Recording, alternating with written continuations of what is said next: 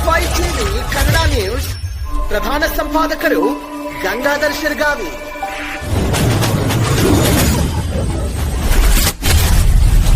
ಶೈಕ್ಷಣಿಕ ಜಿಲ್ಲೆ ಚಿಕ್ಕೋಡಿಯಲ್ಲಿ ಪ್ರಾರಂಭವಾಗಿರುವ ಅಂಚೆ ಕಚೇರಿ ಪಾಸ್ಪೋರ್ಟ್ ಸೇವಾ ಕೇಂದ್ರ.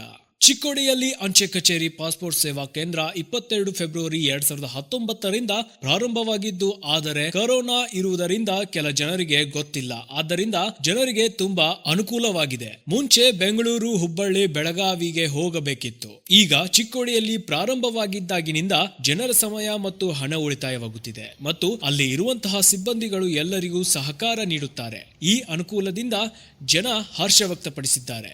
Bureau report Rajkumar Dange, GS5 TV Kannada news, Chikkodi.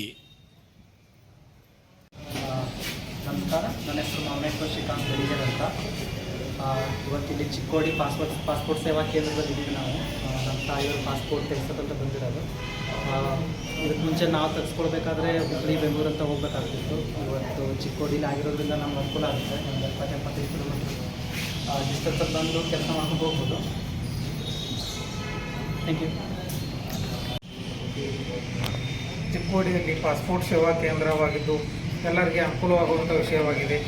ಮೊದಲು ಪಾಸ್ಪೋರ್ಟ್ ತೆಗೆಸಲು ಸಾರ್ವಜನಿಕರಿಗೆ ಹುಬ್ಬಳ್ಳಿಗೆ ಹೋಗಬೇಕಾಗ್ತಿತ್ತು, ಆಮೇಲೆ ಬೆಳಗಾವಿಗೆ ಹೋಗಬೇಕಾಗ್ತಿತ್ತು.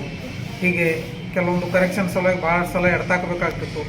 ಕೆಲವೊಂದು ನಾಗರಿಕರಿಗೆ ಭಾಳ ತ್ರಾಸ ಆಗ್ತಿತ್ತು. ಮುಂಜಾನೆ ಹೋಗೋದ, ಊರಿಂದೆಲ್ಲ ಡಾಕ್ಯುಮೆಂಟ್ಸ್ ತೊಗೊಂಡು ಹೋಗಿ ಮಾಡ್ಕೊಂಡು ಬರೋದು ಭಾಳ ಅನಾನುಕೂಲ ಆಗ್ತಿತ್ತು. ಆದ ಕಾರಣ ಸರ್ಕಾರ ಚಿಕ್ಕೋಡಿಯಲ್ಲಿ ಪಾಸ್ಪೋರ್ಟ್ ಸೇವಾ ಕೇಂದ್ರ ಮಾಡಿದ್ದು ಅತ್ಯಂತ ಜನರಿಗೆ ಅನುಕೂಲವಾಗಿದ್ದು ಸರ್ಕಾರಕ್ಕೆ ಈ ಮೂಲಕ ನಾವು ಧನ್ಯವಾದಗಳು ತಿಳಿಸುತ್ತೇವೆ.